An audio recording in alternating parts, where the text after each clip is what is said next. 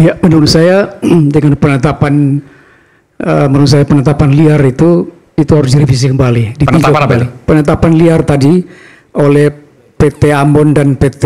Oke, basnya dibukukan ya? Ya, harus. Acara sumpahnya dibukukan. Harus direvisi atau ditinjau kembali karena kita tidak mengenal istilah pembekuan. Tidak ada dalam undang-undang advokat. Karena saya melihat indikasinya melanggar pasal 7 ayat 3 pasal 8 undang-undang advokat dan 2 pasal 5 ayat 1. Oke. Artinya dengan adanya pembekuan ini advokat kita terancam kedudukannya. Ini bisa sangat berbahaya, terancam, sangat serius. Ya. Oleh karena itu perlu saya sependapat dengan Prof bahwa harus ada revisi undang-undang advokat. Kemudian yang kedua adalah sidang kode etik itu harus bersama-sama. Mungkin istilahnya kolaborasi OA, organisasi advokat yang ada di Indonesia supaya kita bisa bersama-sama menjaga marwah dan martabat. Organisasinya bisa banyak, tapi dewan etiknya satu. Betul, itu lebih tepat begitu. Ya. Baik, silakan. Terima kasih.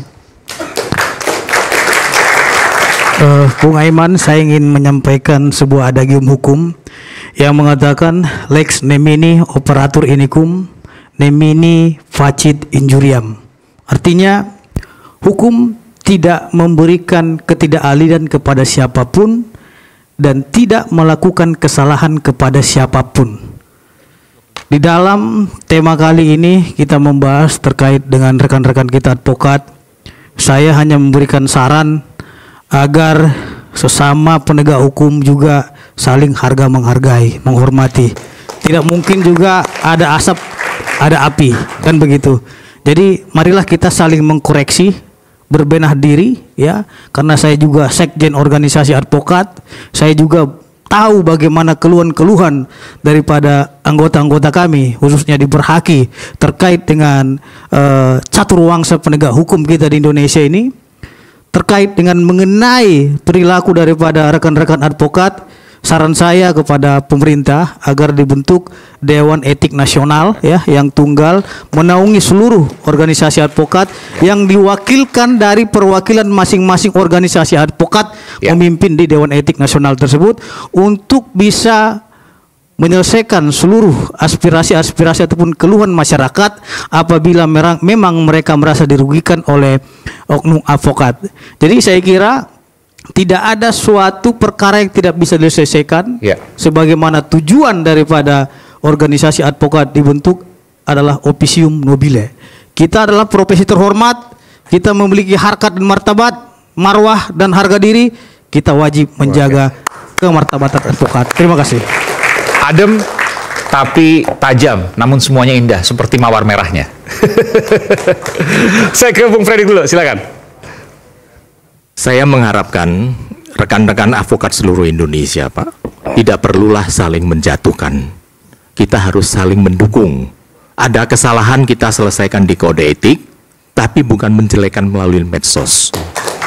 Dan saya ingatkan, Pak, yang menjadi advokat itu pengangkatan adalah SK pengangkatan advokat, bukan berita acara sumpah. Janganlah kita bicara berita acara sumpah. Besok pagi rekan Fidos ke sana itu tunjukkan saya punya SK pengangkatan advokat, saya kan tidak pernah. Yang dibekukan itu kan berita acara sumpah. Nilai berita acara sumpah sama SK pengangkatan advokat itu beda jauh. Profesi itu SK pengangkatan, bukan berita acara sumpah. Tapi bagaimanapun memang hakim punya wewenang untuk menentukan sikap, mengusir dan sebagainya. Itu adalah wewenang yang sudah melekat pada mereka. Tapi yang mengatakan bahwa hakim menganut yang bicaranya daripada rekan Rasman, hakim itu tidak ada undang-undang peraturan apapun yang menyatakan yang mulia. Itu adalah sebenarnya termasuk advokat, termasuk saya juga, kita takut kalau menimba perkara saya kalah kalau saya nggak sebut yang mulia. Itu dalam hal ini Pak Hariwin Tumpa, mantan Ketua Mahkamah Agung, sudah resmi meminta berulang kali supaya dihapus yang mulia itu. Iya, ya itulah tidak layak lah itu menyatakan. Kemudian dalam hal ini pengacara menyampaikan yang mulia takut nanti diputus berat. Ya kita istilahnya menjilat kan Pak. Saya baru tahu kita fair aja kan Pak. Tapi kalau berseteru dengan hakimnya ngeri juga ini.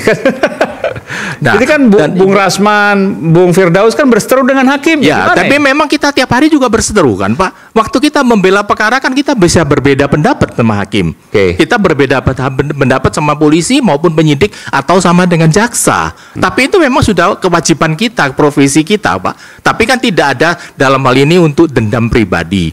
Dan saya akan minta satu hal, Pak, yang kita harus saling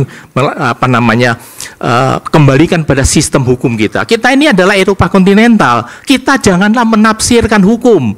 Di sini tuh, Pak, 1 juta orang menafsirkan. Kita ingin menjadi execution, saya setuju, Pak. Tapi hakim juga nggak punya kuasa, Pak. Juri yang punya kuasa. Mau nggak hakim sekarang tidak punya kuasa? Jadi silakan pilih, Pak. Harus ada hukum positifnya, harus ada pasal. Harus gitu. menghormatin hukum positif, Pak. Sekarang kan semua orang menggemborkan mau progresif, Pak. Kasihanlah orang kecil lah. Ini keadilan tidak benar, Pak. Kita ini hukum positif. Kita itu Eropa kontinental, Pak. Yang tidak tertera dalam undang-undang ya Baik, tidak bisa baik. diterapkan itu, Pak. Oke, baik.